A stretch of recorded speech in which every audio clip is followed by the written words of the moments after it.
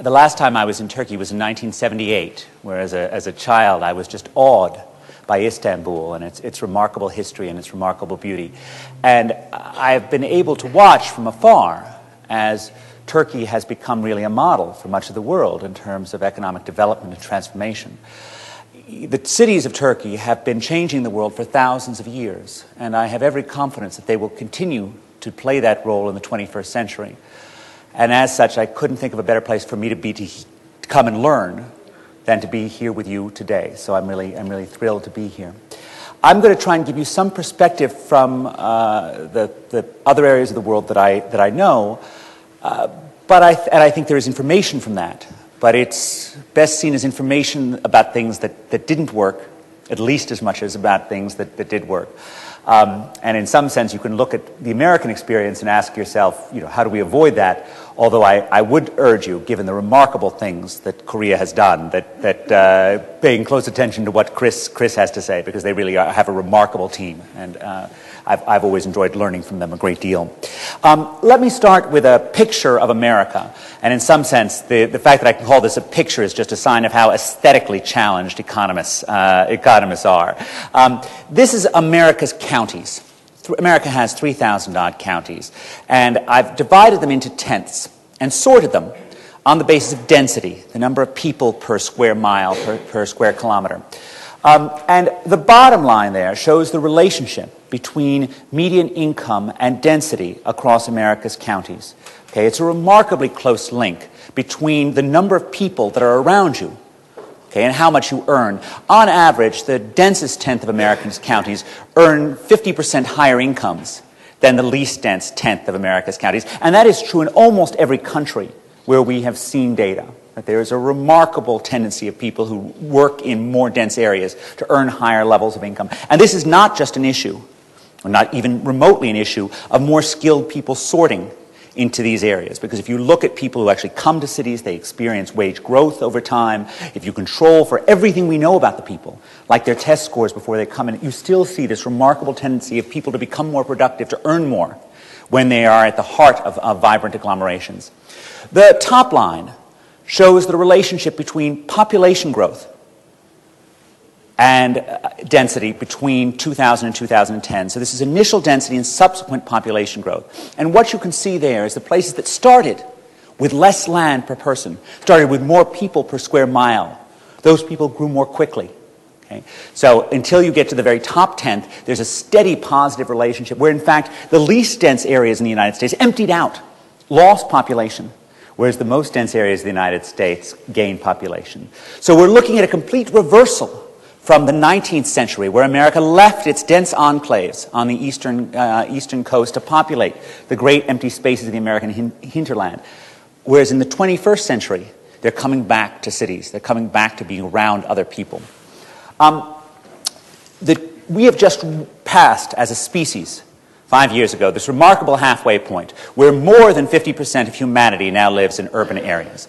And it's hard not to think that, by and large, that is a good thing. Because if you compare those countries that are more than 50% urbanized to those countries that are less than 50% urbanized, the more urbanized countries earn, on average, 5 times higher incomes and have infant mortality levels that are less than a third.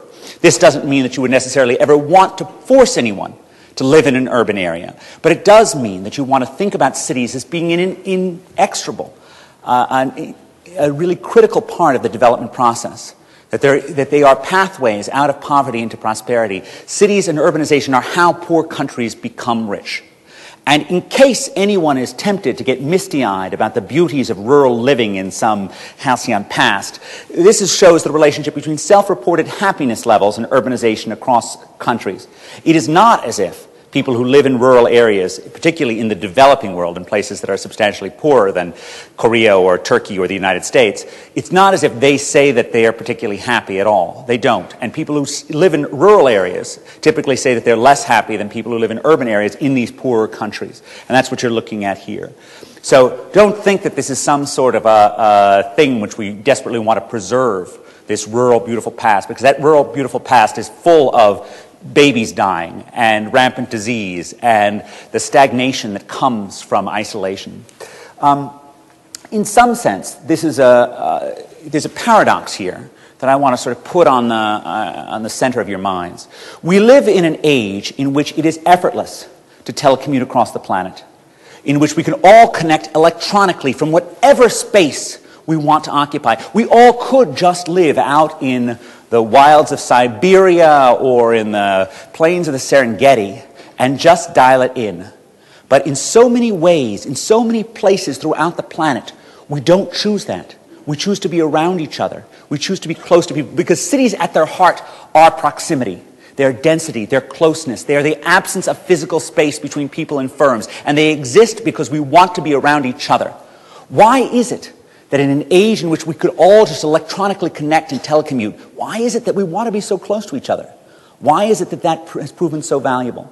And that is evident in the developed world, right? And it is evident in places like India and in the developing world, right? Where, 50 years ago, Gandhi was able to say that the growth of the nation depends not on cities, but on villages. No one can look at India today and think that statement is correct. The future of India depends upon its cities. It depends upon places like Bangalore that are playing a role that cities have played for thousands of years. They are the gateways across cultures and civilizations. They're the place where new economic opportunity exists and where ideas are moved across space. What you're looking at here is two images of Bangalore. On the left-hand side is an image of the Mindtree campus, a pristine, flat world phenomenon, a place where on a given day you will see investors from Singapore and software entrepreneurs from Silicon Valley, and perhaps even the occasional socially awkward Harvard professor come in.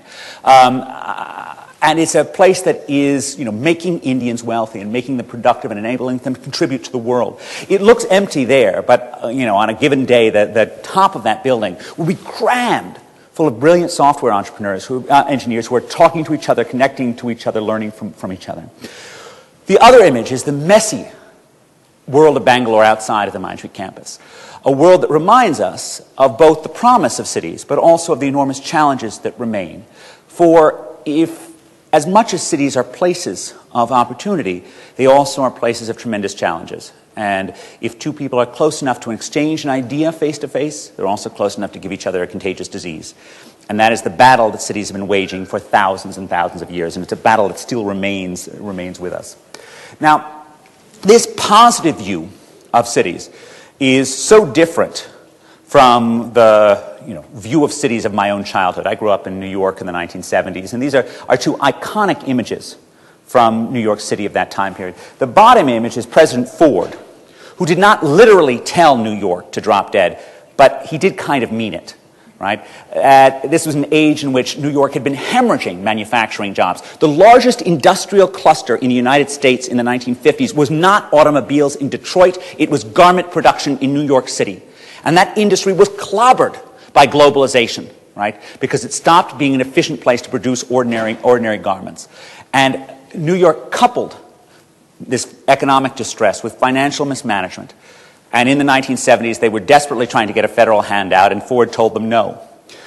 Of course, it didn't just seem as if President Ford, but it seemed as if history itself was telling the older cities of America to drop dead during those days. They seemed like dinosaurs headed for the trash heap of history. The top image, the larger image, is Jimmy Carter wandering through the wasteland that had become the South Bronx.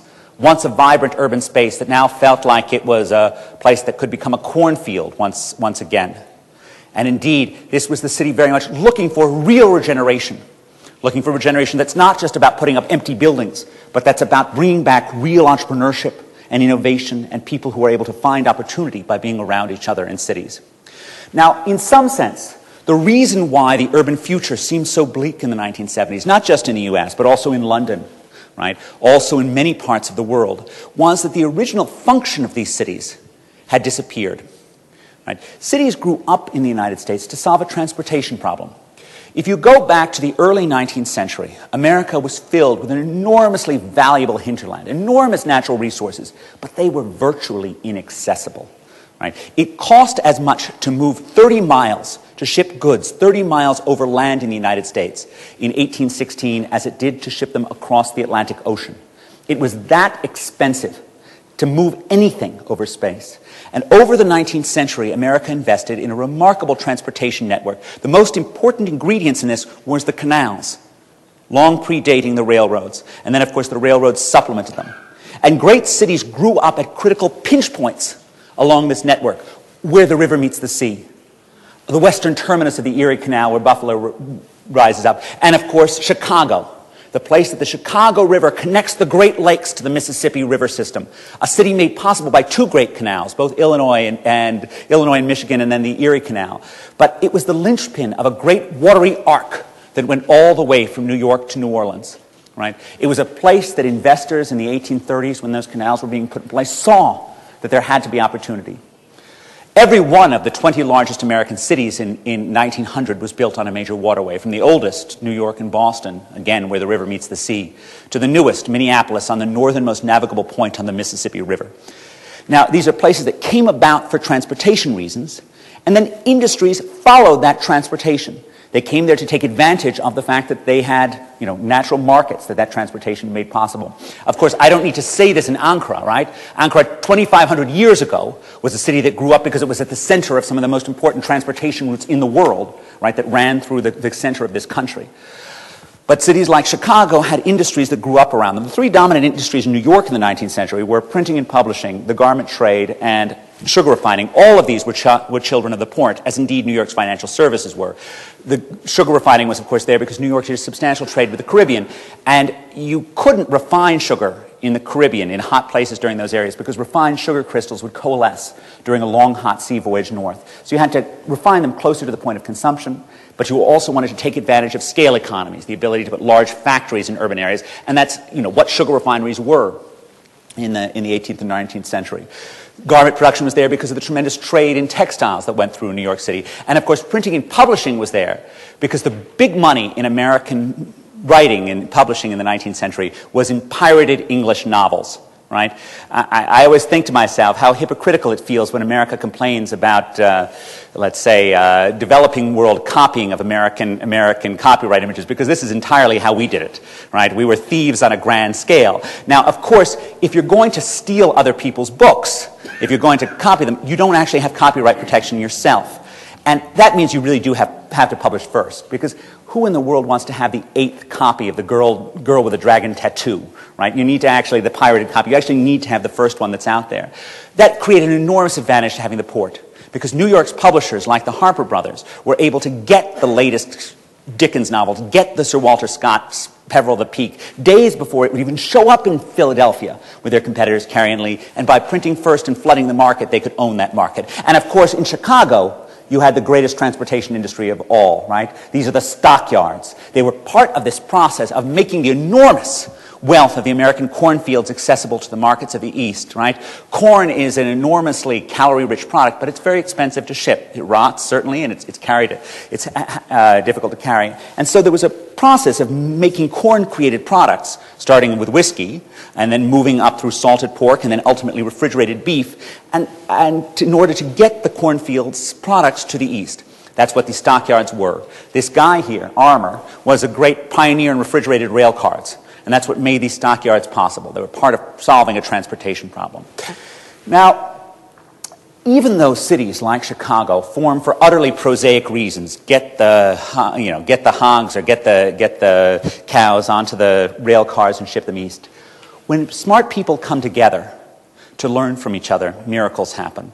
And this has been true for thousands of years, right? And it was true in Chicago in the 1870s and 1880s, when a remarkable cluster of architects came to the city in order to play a role rebuilding the city after its great fire. What you're looking at here on the left-hand side is a building that is commonly called the first skyscraper in the world. Its architect, William LeBaron Jenney, is often called the father of the skyscraper. But of course, there's a lively architectural debate about this, as indeed there's a lively architectural debate about almost everything. Because in fact, this building isn't entirely a true skyscraper. Architectural historians define a skyscraper as a tall building with a load-bearing steel or cast iron skeleton, right? So a building like St. Pancras Station in London, which was actually taller than this at the time, is not a skyscraper because, in fact, it has traditional masonry walls. And if you walk into St. Pancras Station, you can see the fortress-like walls that exist there. Well, Chicago's home insurance building is only partially a real skyscraper. Only the front two walls have a steel skeleton. The back two walls are traditional masonry-bearing walls. And indeed, the architectural historians have argued whether or not, in fact, Jenny deserves to be called the skyscraper, or should it be Louis Sullivan, or should it be Daniel Burnham, or should it be Root, or should it be Adler? But the attempt to find a single father or mother of the skyscraper misses the point. Like almost everything else that our species has done that is worth anything, the skyscraper is a collaborative invention. All of these people knew each other. All of these people stole each other's ideas. All of these people worked with each other. Sullivan and Burnham were both apprentices in Jenny's offices, for goodness sakes. Right? They all learned from the genius of the fireproofing engineer Peter B. White. Right? This is how innovations happen. You have a cluster of smart people, they learn from each other, and miracles occur, right? A similar process occurred in Detroit. Again, Detroit, an inland water port, right? A place that had, it was Detroit, the Straits. And indeed, industries like the firm that you see on your left, Detroit Dry Dock, grew up naturally in this port, right? What would be more natural than a company that specializes in producing cutting-edge boats in the inland of America on the waterways? Those companies then attracted smart people like the guy on your right. That, of course, is the young Henry Ford. Right? A farm boy comes to Detroit and learns about engines working at Detroit Dry Dock, working on those ship engines. He then becomes part of a remarkable cluster of American tinkerers who are all desperately trying to figure out the new thing. At that point in time, they're trying to figure out how to make cars affordable. Now, the basic engineering of cars had been worked out in German cities decades before, but the Germans hadn't figured out how to make them cheap. And Americans, of course, were focused on this. And it wasn't, there's a story that the young Henry Ford goes through Detroit, okay, and follows Charles Kirby, who's the first Detroit resident to actually produce a car. He follows Kirby's car on his bicycle, pedaling furiously to try and figure out how Kirby's car works. I can think of no image of cities doing what cities do best that is more appropriate than that. Because there it is, physical proximity, enabling someone to learn from each other. And indeed, Detroit is filled with automotive geniuses during this years. It's not just Ford, it's Billy Durant, it's Ransom Olds, it's David Dunbar Buick, it's the Dodge brothers, it's the Fisher brothers, all of whom are competing with each other, borrowing each other's ideas, supplying each other with financing. It's a cluster of brilliance like the one that occurred in Silicon Valley in the 1960s, like the one that exists in the Sassuolo ceramics industry in Italy, of people all learning from each other, all desperately trying to figure out the new thing. And they did it. And they were able to produce mass-produced automobiles. Now, the tragedy of Detroit is that the way that they did it was by creating vast vertically integrated plants, like Ford's Red River plant, the River Rouge plant. The Detroit model, which is a model that is followed from Manchester to Kolkata, right, is a model of vast factories enjoying great economies of scale, and that is a wonderful model in the short run for producing productivity. But it is a terrible model for generating the human capital, which is the real stuff of urban regeneration, of cities rebuilding themselves time and time again from the ground up. Right? And even though Detroit's model, very low cost by producing black Model T after black Model T, is great in the short run, when conditions change, and they always change, you just move the factory somewhere else. You move it to where labor costs are cheaper. What you're looking at here is one measure of globalization in the 20th century, the decline on moving a ton a mile by rail, which declined by 90%. So while in 1900 it was enormously valuable to have access to the waterways of the Great Lakes system, by 1970, this was worthless, okay? And factories left Detroit, just like they left New York. They first moved to lower-cost areas in the suburbs, like the River Rouge plant. They moved to lower-cost areas within the United States, like the right-to-work, anti-union states of the American South. The work of Tom Holmes at the University of Minnesota shows a huge gap right at state borders between those states that were relatively anti-union and those states that were relatively pro-union, in the sense that the anti-union states attracted far more manufacturing investment in the post-war world. And then, of course, they spread across the world. As transportation costs declined, this old manufacturing model disappeared. One way to think about what happened, and this is something that has been shown in every developed country that I know of, is that we moved from a world in 1900 where people were poor and transportation costs were high, and as a result, cities formed in places where manufacturers, where producers had a productive advantage. They had access to waterways, they had access to coal mines, they had access to markets. By 1980, by 1990, cities were moving to places that people wanted to live, and apparently The thing that American consumers really want is warm Januaries, because there's no variable that better predicts urban growth in the 20th century in the United States than January temperature. And what you're looking at here is the relationship between January temperature and population growth. This is actually just between 2000 and 2010. But every decade since the 1930s, this has been the case. Okay, enormously strong connection. A move from the Rust Belt, the older, colder areas, to the Sun Belt. This is true in the UK, this is true in France, this is true in every place that I've seen data, that there's a move away from cold to warmth. Along with the move to sun was the move to sprawl, right? We have always built our cities around the dominant transportation technology during the era in which the cities that are built. If you go back to our oldest cities, many of the cities here in the Caucasus, right, and you look back for the origins of them, they're walking cities, cities that are built with narrow streets that wind and follow the way that human beings walk. And then we put down grids that were appropriate for wheeled transportation. And then we moved to the proto-sprawl of the streetcar era and of the early trains. But then, of course, we rebuilt America around the car, right? And this is how you should see the newer cities in the United States. They are car cities. They are cities that don't feel like they're built around walking at all. And things like our investment in the highway system made this happen. Every new highway that cut through a metropolitan area in post-war America reduced the central city's population by 18%. Okay, according to the work of Nathaniel Baum Snow. It caused them to leave the old walking cities at the center of the city and move towards suburban areas. And if you want to think about it, one of the ways in which cars differ so radically from all the older forms of transportation is that whereas everything else was a hub-and-spoke model where you took the train and then had to walk, or you took the streetcar and then had to walk, cars are point-to-point. Right? They enable us to just live at totally different densities, and they require huge amounts of land as well.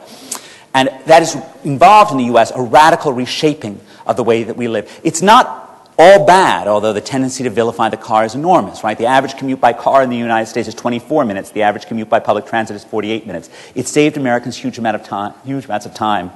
But there are huge social problems also associated with the car. Huge environmental challenges, huge congestion challenges, and those are problems that the United States certainly has not met. And I want to emphasize here now, because it is so important, that the time to act on cars is before 80% of your population commutes by car to work. Because once that's happened, the possibility of getting meaningful reform is nil. Okay? And this is the era in which the world needs to be, this is the time period in which Turkey needs to be thinking about the smartest policies that it can for dealing with the automobile. And that's not a world that involves no cars, but it's a world that involves smart cars. And so we built cities like, the top is the so-called Levittown, the bottom is the Woodlands. Levittown is an early post-war city. The Woodlands is a modern city. This is what car-based living looks like. Gigantic, sprawling areas, mass-produced for the automobile. In some sense, it's great, low-cost, affordable housing for ordinary Americans. On the other hand, the environmental consequences of this are very, very challenging. The Woodlands has an environmental flair, but there's nothing that's real that, there's nothing in terms of at least the transportation that then supports that, although they certainly did try, as you can see, to put down plenty of wood. Now, along with the move to sun and sprawl, this left the older cities with enormous challenges. Industry left, population left, and it seemed as if civilization had left the cities. What you're looking at here is an image of the Detroit riot of 1967. Right? America's cities were filled with a rising crime problem during this time. And crime is one of the challenges that cities often face, because again, if two people are close enough to trade with each other, they're also close enough to rob each other. And all this density makes riots possible. What you're looking at here is the 10 largest cities in America in 1950. 8 of them lost 20% of their or more of their population over the next 50 years, and 3 of them lost 48% or more of their population over the next 50 years. Detroit lost another 25% of its population over the last decade alone. The move to sun and sprawl hit these older cities like a sledgehammer, right, and left them with just enormous challenges. And these are challenges that have still not, as you know, Detroit declined by another 25%. They're not challenges that have been turned around. The problem of urban regeneration is very, very difficult. And it is not one that has been solved, right, by the Potemkin village policies that the American government faced. There is a huge attraction, and I cannot emphasize what a mistake it has proven in American history, to think that the city, right, is the physical edifice, that you just put up a shiny structure and Cleveland is back. That you build a Renaissance center in the heart of Detroit, and Detroit is back. This is not the heart of the city. The real city is not the physical stuff. The real city is the human beings that populate that stuff. And the hallmark of declining cities is that they have an abundance of structures and infrastructure relative to the level of demand. This is Detroit's People Mover monorail, one of the many American public transit systems that were built after the Highway Aid Act of 1973. Right? It is a system that cost hundreds of millions of dollars. And as you can see, it glides over essentially empty streets. Okay? Detroit never needed a monorail. It was a city that was built for 1.85 million people, and now it has half that amount. Right? It's plenty easy to get around Detroit. It didn't need some fancy subway system gliding above it like it was Disneyland, for goodness sakes. Right? What Detroit needed was meaningful investments in the children of the city. What it needed was safety. What it needed was schools. What it needed was a situation that would encourage economic innovation, not some strategy that actually thought that you put up a shiny building and you're done. And this is a problem that mayors and political leaders always have, because it is so attractive, so wonderful to have the opening of this thing and say, this monorail will bring Detroit back. Well, it didn't, right? And it never could have, because it didn't make sense. Now, I want to emphasize, I'm not against infrastructure. Cities need infrastructure desperately. But particularly for declining cities, right, that's not their problem. They typically have more infrastructure that they need. And what they need is the stuff of humanity that actually makes for cities to really come back. I'm going to skip over this, but this shows the relatively modest changes in American cities that were associated with building new subway systems in the past 30 years. And you always want to be careful about investing in particularly large-scale infrastructure projects, because it's so easy to chase down white elephants. And again, this is not, every infrastructure system needs to be taken on its own merits, but you want to be careful, because this is a case in which billions of dollars can be squandered very, very easily. Now, the good news is that when you look at the older cities of the US and Europe, not all of them are stories of urban decline, right? Not every story is Liverpool or Glasgow or Detroit or Cleveland, right? Some of them are places like Boston, which looks no better than Detroit did in the 1970s. Some of them are like New York or San Francisco or London or Edinburgh, right? Places that actually were able to come back. And the leitmotif, the running theme of cities that came back is it's about human capital. It's about skills, right? That these places came back, they in some sense leveraged urban density, because the same proximity that once got barrels onto ships now speeds the flow of ideas, now enables people to learn from one another.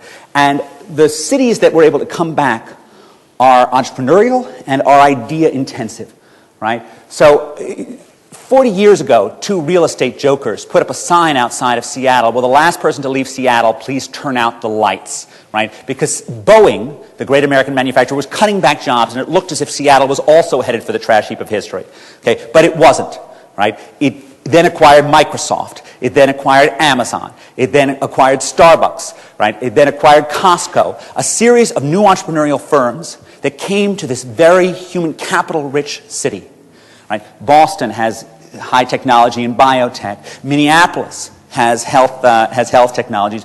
All of these places have one thing in common. They are very, very skilled, right? 50%, more than 50% of the citizens of Seattle have a college degree. Less than 1 in 8 of Detroit's adults have a college degree. Huge gap in the skill base. Cities, like countries, rise or fall on their human capital. And in some sense, because what cities do best is enable people to learn from one another, it is even more valuable for cities to have skilled people who have more to teach each other.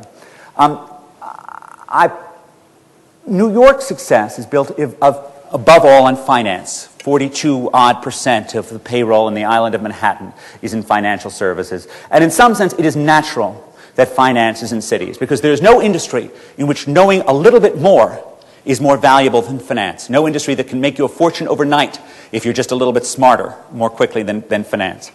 And finance also had a chain of innovation, right? The kind of chains of innovation that cities have always had, right? Think about the creation of Renaissance art in Florence, where Brunelleschi figures out linear perspective, passes it along to his friend Donatello, who puts it in low-relief sculpture, passes it along to his friend Masaccio, who puts it on the wall of the Mancracci Chapel in painting, passes it along to his student, that less than saintly monk, Fra Filippo Lippi, passes it along to his student, Botticelli, and so forth, a chain of genius.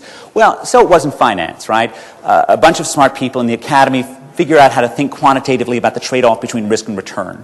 That then gets brought, embodied in people like Jack Traynor and Fisher Black to Wall Street. Right? That ability to think about risk and return enables the young Michael Milken to sell high-yield debt, junk bonds to investors throughout the world, because he can convince them quantitatively that the returns offset the risk. Those high-yield debts then enable the young Henry Kravis to engage in leveraged buyouts that push somnolent American dinosaurs of corporations into the late 20th century by making them more productive. Mortgage-backed securities and so forth, a chain of ideas. Sometimes they go too far, finance always does. But it was that chain that brought New York City back. And Michael Bloomberg is part of that chain. Right? This is an image, and I should say in terms of disclosure advertising, not when I wrote the book, but now I'm actually a columnist for the Bloomberg View. So that's, my column appears every other Monday, which you can see as advertising or disclosure if you prefer. But I keep the Bloomberg image up there because I like it so much, because Bloomberg is an example of three things that are important, one of which he's part of that chain. His data terminals are part of this move towards quantitative finance. The second thing is that Bloomberg is an example of cities doing what cities do best, which is enabling innovation, particularly in ways that involve borrowing ideas from one industry to the other. Jane Jacobs wrote about how innovations in garments were created by borrowing from different industries. Well, Michael Bloomberg is not a financial billionaire. He's an information technology billionaire, right? He's a guy who is in tech just like the guys in Silicon Valley. But he's able to succeed in a way that they're not, because he comes out of Salomon Brothers, because he comes out of running their technology group, and he knows things that no Silicon Valley software mogul could possibly know. He knows what the traders at Merrill Lynch want. He knows what they need, and he's able to deliver the products because the city has made him wise. They have enabled him to hop from one industry to another and to do something remarkable. There's another reason, though, why I like this image. It's Wallace. It's the bullpen that Michael Bloomberg has put into City Hall, which is modeled on in the bullpen at Bloomberg LLP, which is modeled in turn on the Salomon Brothers trading floor. Now, there's something remarkable about trading floors. Here we have some of the wealthiest people in the planet who in a normal industry would sit protected by oaken walls, behind large offices, enjoying all the pleasures that privacy can give them. But not in finance, not in trading floors. In trading floors, they're right on top of each other. They're right next to each other because they've got to know what's going on, because they've got to get the latest information. That they're there in sum because knowledge is more important than space. And that is, in fact, why cities came back, because that is the city writ small. Cities came back, whether they're New York or Boston or London or Edinburgh or Paris, they came back because knowledge is more important than space. Okay, because people have increasingly valued learning from each other. Now, this is the resolution to our paradox that we started this talk with, that what globalization and new technologies have done is that they have increased the returns to being smart, because you can now sell it on the other side of the planet, because you can source it on the other side of the planet, because the world has gotten more complicated. At our heart, we are a social species. We get smart by hanging out with other smart people. It's how we learn. We come out of the womb with this remarkable ability to soak up information from our parents, from our peers, from our siblings, even occasionally from our teachers. Right? And everyone knows, everyone who's ever taught knows, the hard part about teaching is not knowing your script. It's knowing whether or not anything that you're saying is getting through to your audience. And we have evolved over thousands of years to having these tremendous cues for communicating comprehension or confusion when we're close to each other. Anytime you're trying to do something by email, you lose all that. The more complicated the idea, and the world is only getting more complicated, the more valuable it is to be in the same room. Right? It's why we're all here. It's why we value being next to each other, because we learn things much more quickly. That's why cities have come back. Knowledge is more important. Ideas are more important. Ideas are more complicated. Face-to-face communication makes that possible. That's the heart of finance in New York, or venture capital in Silicon Valley, or biotechnology in Boston. This is something that has been happening for thousands of years. Right? Cities have provided, through these chains of collaborative creativity, the innovations that have powered humanity since the beginning. If you think about the glory that was Athens 2,500 years ago, that glory didn't come out of whole cloth. That glory became because in the wake of Athenian economic and military success 2,500 years ago, they attracted the genius of the Mediterranean world. They attracted people from Turkey, right? From Miletus, for example, where the father of urban planning, Hippodamus, came to work with Pericles on rebuilding the city. The teachers of Socrates came from elsewhere in the Mediterranean world. They came from Miletus as well occasionally, and came to this chain, Anaxagoras, to Socrates, to Plato, to Aristotle, right? All that came into the city. They connected with each other. They learned from each other, right? This is, you know, if you prefer the image of that's a more high-minded image than Henry Ford following Kirby in his bicycle, think of Socrates and Plato bickering on an Athenian street corner, if you prefer. Right? Or think about the House of Wisdom in Baghdad 1,300 years ago, a more top-down model, but still a model that was critical for the transmission and creation of new knowledge, where smart people, brilliant people were brought together, right? Like the Barmakids, right, who was the Vizier Jafar and his ancestors, right? People who came in from the wealth of the Asian world and brought together knowledge and learned from each other. This is the remarkable thing about what cities did. The Scottish Enlightenment in Edinburgh, the creation of the Industrial Revolution in the English Midlands, right? All of these are things that cities did. Now, the importance of ideas to city growth explains why human capital is so powerful in predicting which cities come back. What you're looking at here is the relationship between the share of the population with college degrees and subsequent population growth across all of America's metropolitan areas between 1970 and 2000. As you can see, it's a healthy, positive relationship.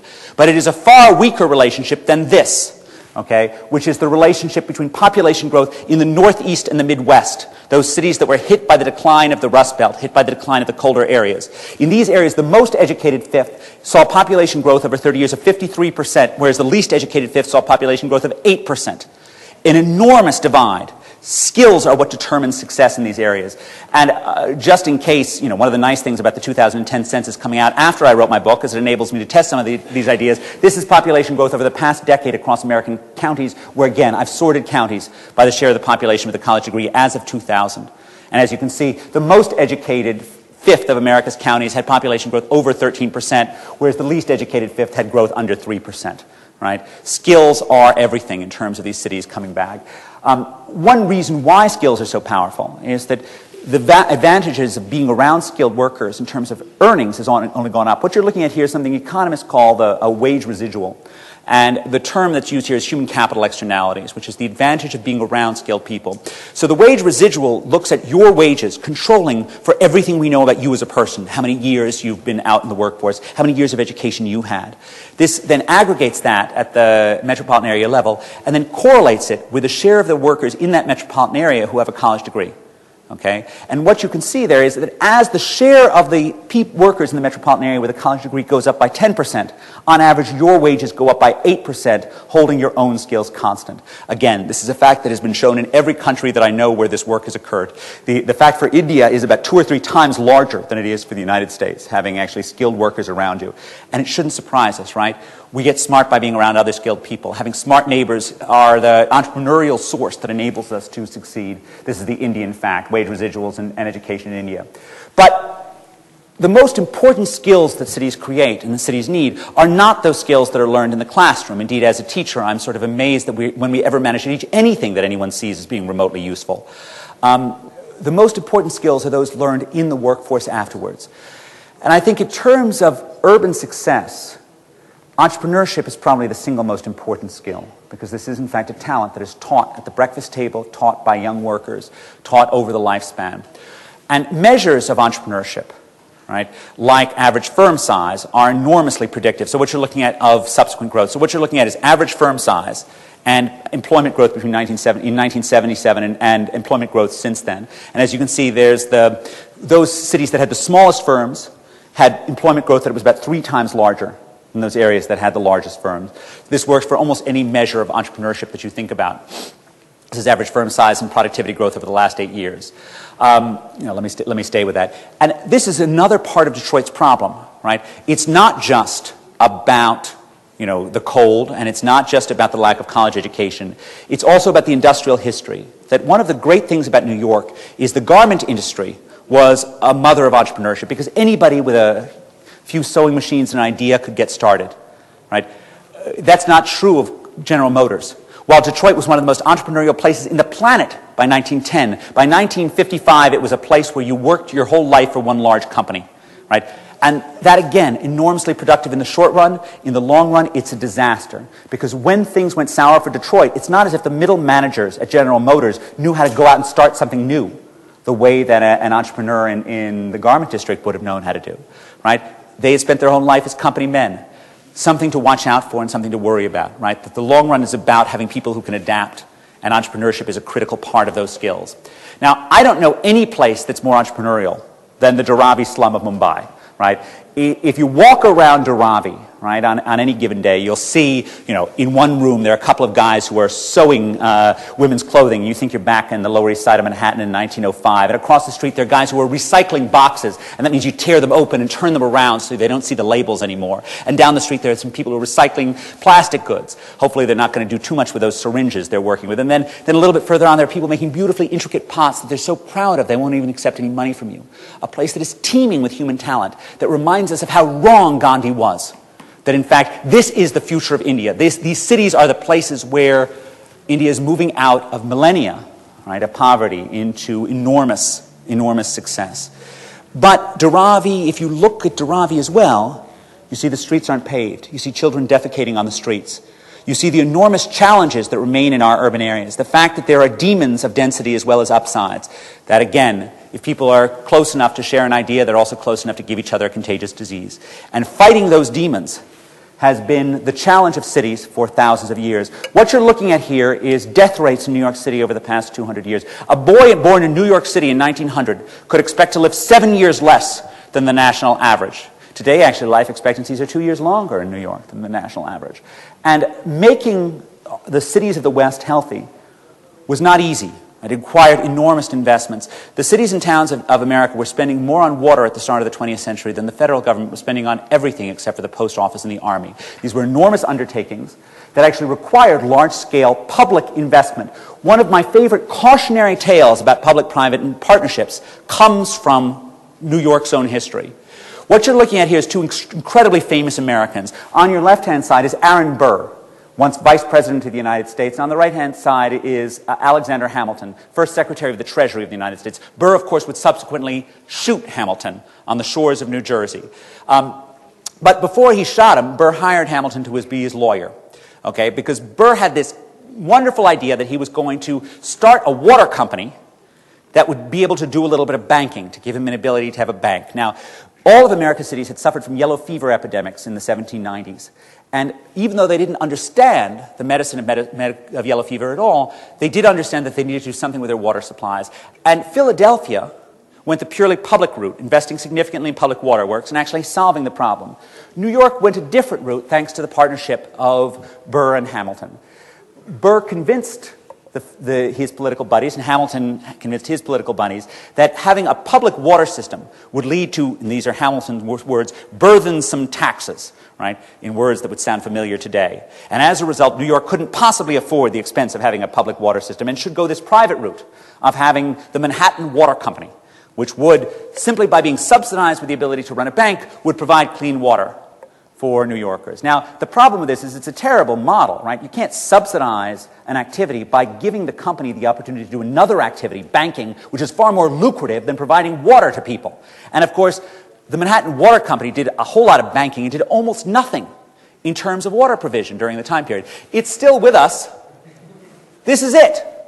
That's the J.P. Morgan Chase, which was the Chase Manhattan Bank, which was the bank of the Manhattan Water Company. It's still banking, and it's still not doing any water. And if you're wondering what that octagonal thing is, that's the cross-section of a water pipe, okay, reminding us of the Chase Manhattan Bank's history and the failure of the Bank of the Manhattan Water Company. And that reminds us not that there isn't a place for public-private partnerships, but they require monitoring.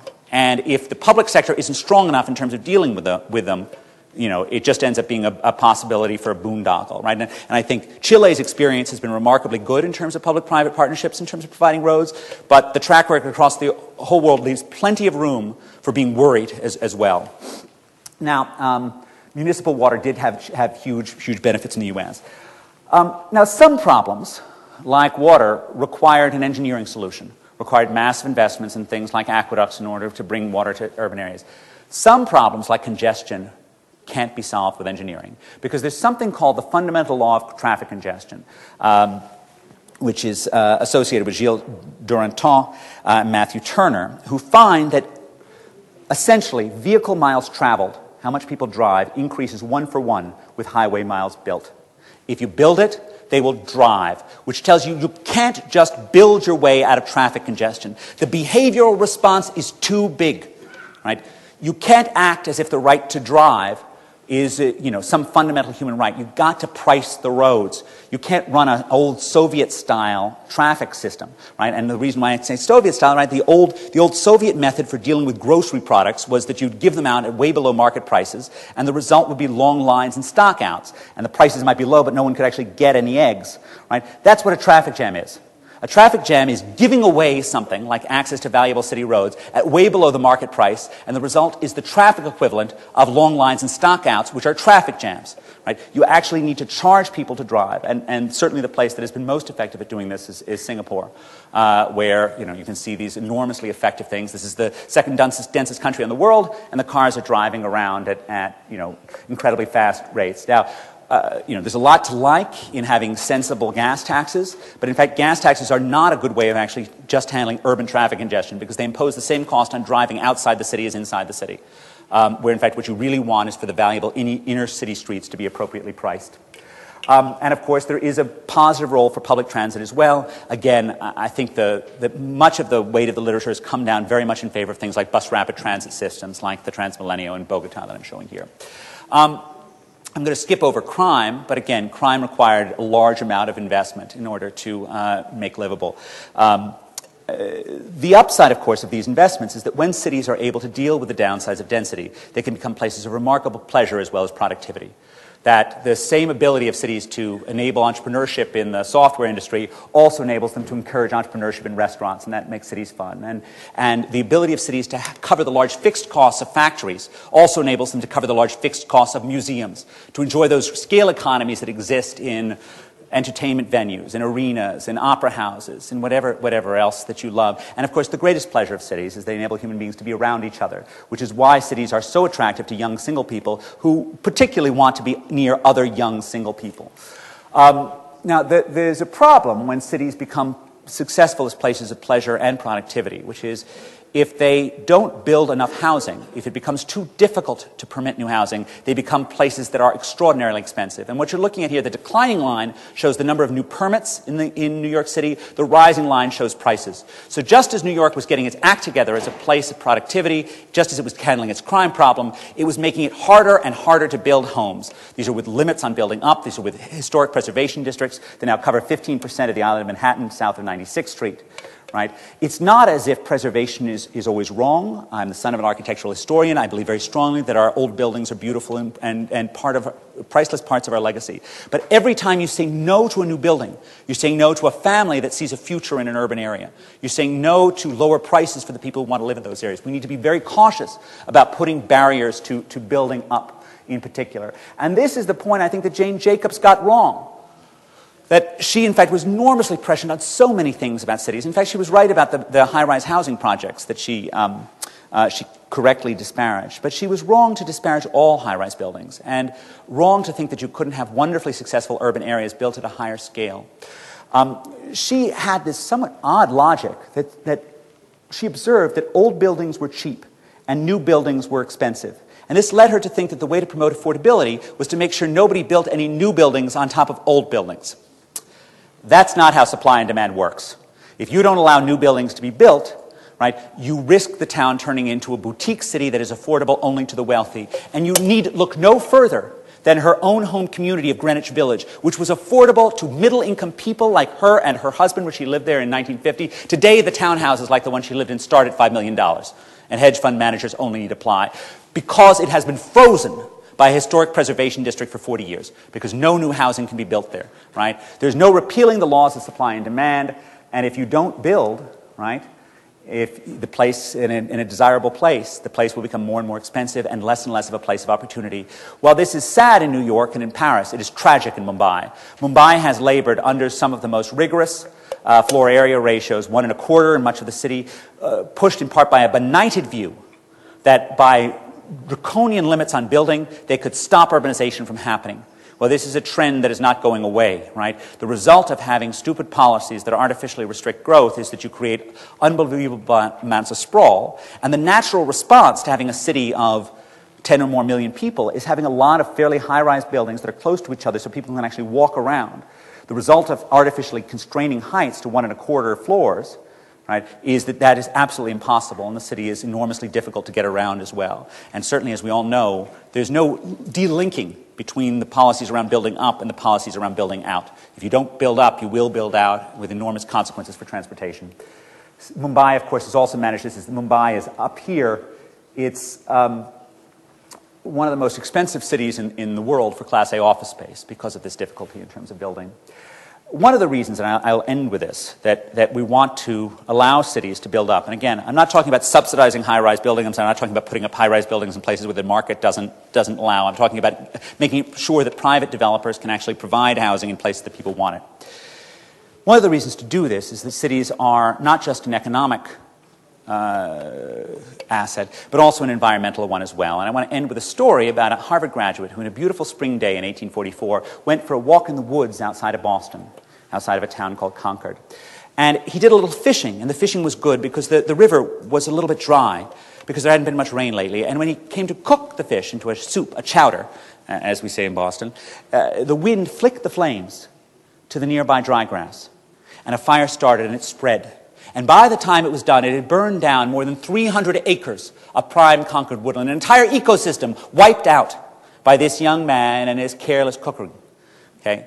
Now, the odd thing today, this is the young man, this is the lake that he's later associated, is that, that young man during his time period was castigated as an enemy of the environment. The Concord Freeman called him a flibberty gibbet, which I think was pretty bad for 1844. Good luck translating that into Turkish. And indeed, they were right to do so. It's hard to think of anyone living in Boston or Cambridge or New York City who did as much damage to the environment as this young man did. And yet today, he is venerated within the United States as the secular saint of American environmentalism. He is Henry David Thoreau, whose book Walden seems to preach a gospel of what a wonderful thing it is to live around nature, when his own life tells a completely different story. His own life tells a story which is that we are a very destructive species. And if you love nature, often the best thing to do is to stay away from it and not to do the kind of damage Thoreau himself did to nature by living around it. Right? This is the secret of cities. That in fact, cities are not the opposite of nature. By living in compact spaces, we avoid doing more damage to nature. This is my work with Matthew Kahn of UCLA, an environmental economist. And we estimate carbon emissions associated with different living spaces within the United States.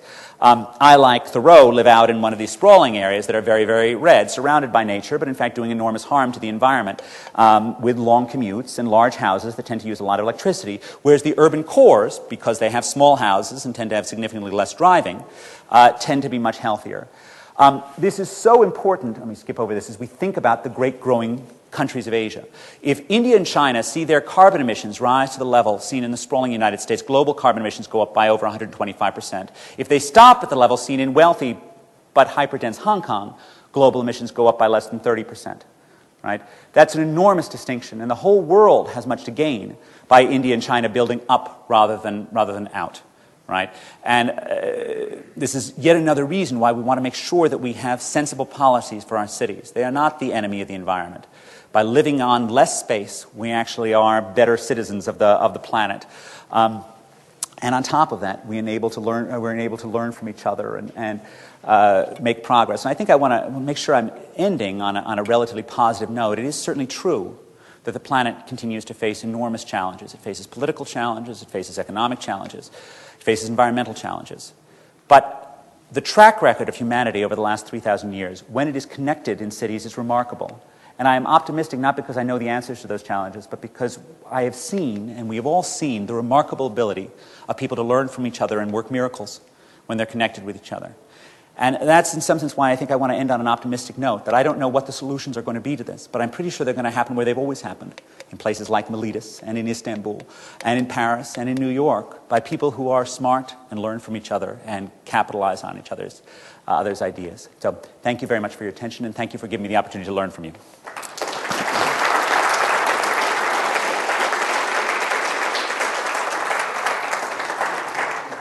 You want to take one or two questions, or? Sure.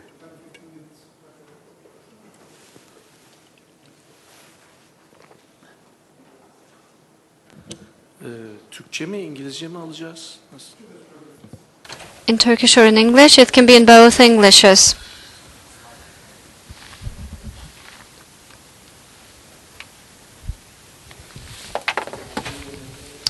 First of all, can you hear me? Can you hear me?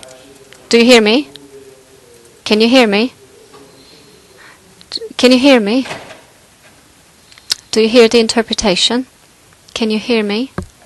Okay, perfect. First of all, I would like to thank you for this very intensive and very comprehensive presentation that widened our horizons. I would like to address a question, but before that, I would like to share with you what it reminded me of. There was a character that in a book that I've read, Robert Moses, this famous New York planner. You are so much like him, as I can say him. I read his biography, which was around 1,900 pages.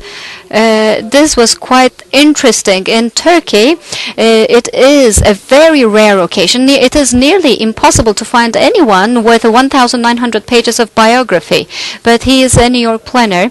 But as you have described, the master planner, as you have described up until 1,800, he is a very good representation of that type of model. The huge highways, parks, and the bridges were constructed by this person. And at this point in time, as you have described in your presentation, there are some heaps and there are some clusters of people, very smart people, like it had been in the Mumbai example of India. So then we need to decide, like Robert Moses, and we have Melih Gökçek in Ankara, maybe Kadir Topbaş, the metropolitan city mayors of Ankara and Istanbul. So are we going to leave everything to the smart decisions of our smart mayors of the metropolitan cities, or should we be involving the smart intelligence of those people living in the cities like Mumbai? So how can, I believe, unless we are to include the smart intelligence of those people living in those cities, how come that we would be able to resolve the problems of the cities that you're describing? Is it clear? Could I put it clear? Your question. There is, in fact, more to like about Robert Moses than Caro's biography makes plain. I should say it is remarkable. I'm reading currently an Ataturk biography that's only 600 pages for the founder of a country, but whereas 1,200 for Moses. Moses did amazing things. Right? He built amazing parkways. Much of my youth in New York was using infrastructure that Robert Moses built.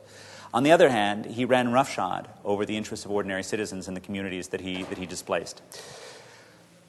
We have moved to a very different model in the United States, a model where essentially every community now has veto rights over every project. That isn't a good model either. But somewhere between those models of having centralized authoritarian power that can run over everything and having a model in which every citizen of every locality can say no to a project no matter how much the general benefits come from it, somewhere between that is the right answer. And I think we certainly should hope for something that enables to have a voice, but not necessarily a veto for every member of the community, because there does need to be some form of centralized decision-making, but certainly we need more ground-up representation. And I think, you mentioned Mumbai as well. I mean, I think it's also critical to, cities are all about connection, right? So there's a lot to be learned from people who are connecting to each other. One of the things that I didn't really have a chance to touch on, but is the political role of cities, right? The cities are also places that by connecting people with each other, also enable political change to happen and also enable the type of representation that can mean that the city government is more than the sum of its parts. And one of the reasons in the United States why education is correlated with urban success is that more educated cities typically have better governments as well. That in fact, higher human capital people are better at both representing themselves and forcing out bad governments, and that's true actually throughout the world. More questions?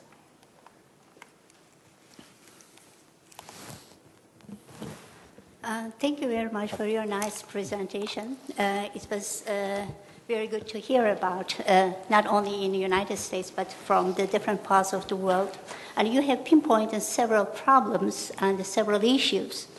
If I try to generalize it, you have been emphasizing about the knowledge dissemination, innovation as an important factors of development of the cities, and you have somewhat glorified the cities as the sources of this innovation and just adapting to the new conditions.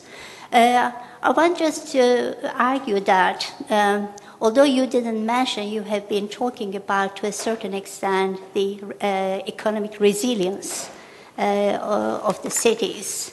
And because if you go to the history of the United States, so the resilience is an important issue. And because in the different periods, obviously, it's very difficult for the cities to just keep up. They cope with the changing conditions, and if they are able, they're going to be just moving forward. And because of that, I think that what you're saying about is important for the other cities.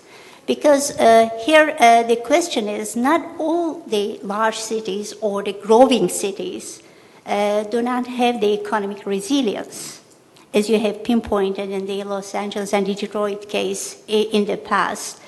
For example, coming back to Istanbul, it's a growing city, it's where the knowledge is there, but it's also very weak in terms of the economic resilience to adapt to the new conditions.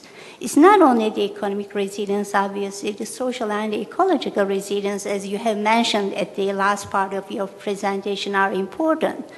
So I think that, especially in the country reviews or review of the cities, the emphasis from growth, perhaps, should be just moved to the adapting to the new conditions, the capacity to adapt, and more building the resilient cities than perhaps more to the growth issues.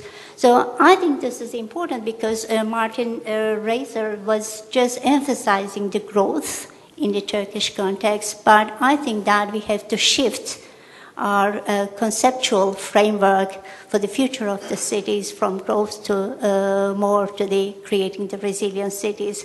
It's just I want to hear your the remarks on this.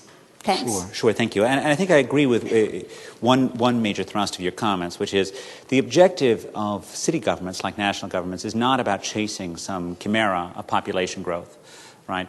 And it is a mistake for the mayors of Detroit or the mayors of the mono cities of Russia to think that their objective should be to rise back to some past glory measured by population. They should be about empowering the lives of the ordinary people who live in them, no matter where they live. And indeed, one of the points I was making in terms of national policy in the U.S. is there is no reason to think that national policy in the U.S. needs to try and create, bring back declining regions. Right? It just doesn't make any sense, right? It's not true that people need to live in the foothills of the Rocky Mountains in the U.S., and it's not true that, 1.85 million people need to live in Detroit again. The important thing is that those people have a brighter economic future no matter where they live. So I think it's important for us to think about resilience of cities, but the real thing that we're after is about the resilience of people, is that enabling people to find economic opportunity. It's so easy for governments to make the mistake of trying to spend, a fortune trying to make a place that doesn't make any economic sense, more successful. And I think that's certainly one mistake that America has made. Also trying to do it, of course, in this strategy that emphasizes structures and infrastructure rather than investing in people. That being said, the reason why we often use population growth is because it's an index of urban health. Right? That in fact growing cities in the United States typically are adding people, and population growth typically goes along with robust incomes and other general quality of life measures, and that's why we use it. And it's the population growth of particularly declining cities in the U.S. is really a symbol of economic resilience. It isn't the desiderata in and of itself, but it's a sign that those cities are doing something right. And I think at some basic level, the lesson of those cities, which is also true of the lesson of French cities, and it's the lesson of Indian cities, and it's the lesson of Seoul in some sense, that the ultimate economic success of a city depends upon attracting and empowering smart people. And it always makes sense every time. It doesn't mean that you don't need to think about infrastructure. Obviously, we're all here to think about infrastructure, right? But the point of infrastructure is never just itself. It's about empowering and, in some cases, attracting smart entrepreneurial people who will always ultimately be the mainstay of the local economy. And a lot of that's about solving basic quality of life problems. A lot of that's about economic problems. But ultimately it's about the human capital that is the real stuff of cities. One more question or Maybe we can take one more. One more? Okay. Yes, sir.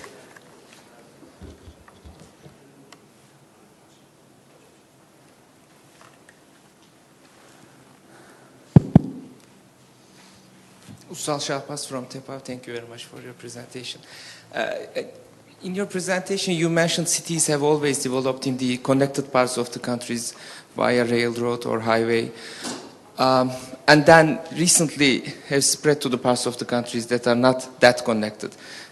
Recently, a new literature have emerged which mentions that airports also provide some connectivity, and some new towns can develop, new cities, let's say, can develop around the airports. What do you think about that? Well, it's a question of where in the airports are, you know, like all other forms of transportation infrastructure, they're valuable assets, and it's certainly true that the more valuable the airport is, the more likely the urban space is to develop around it. There are good reasons why you typically don't want to have people right on top of the airport, right? I mean, the actual model sort of integrating living into airport space is a problem in terms of quality of life issues and other issues. But the more problematic the local transportation is, the more likely that is to occur. So, you know, you certainly want to think about the airport as an urban asset. There is some correlation between airport strength and urban growth in the U.S. It's much less strong than, say, the human capital relationships, but it still is there. But you want to think about the airport as being part of an urban transport system that probably, if it's working well, doesn't require the high rises to be right next to the airport, but actually enables them to be in a somewhat off downtown, but still that you're connected enough to the airport that it's relatively easy to actually get to the airport. So I think that's the way that I would think about that. I would also, though, emphasize that while airports are important, and I've particularly made this point in the U.S. context, but I think it really applies in most other areas. You don't necessarily want to think about airports as something that, as much as they're an asset, that needs to be funded out of general funds. In most cases, the best forms of infrastructure investment can be funded with user fees. Right? And the more high-end your customers are, the more wealthy your customers are for the transportation, the better the case is for having them pay for their own transportation rather than having to pay for it out of general tax dollars. So, airports are important, but, there's no reason not to make international travelers fundamentally pay for it rather than actually paying for it with taxes levied on ordinary people throughout the countryside. And that's a general point about infrastructure, right? That you want to enable there to be the kind of construction that's needed, but the best infrastructure investments are paid for by the actual users, not by massive amounts of treasury funds. And that's, if you only had some discipline of saying that user fees have to at least pay for some fraction, at least of the operating costs, for goodness sakes, you never would have gotten monstrosities like Detroit's People Mover. Okay, thank you very, very much.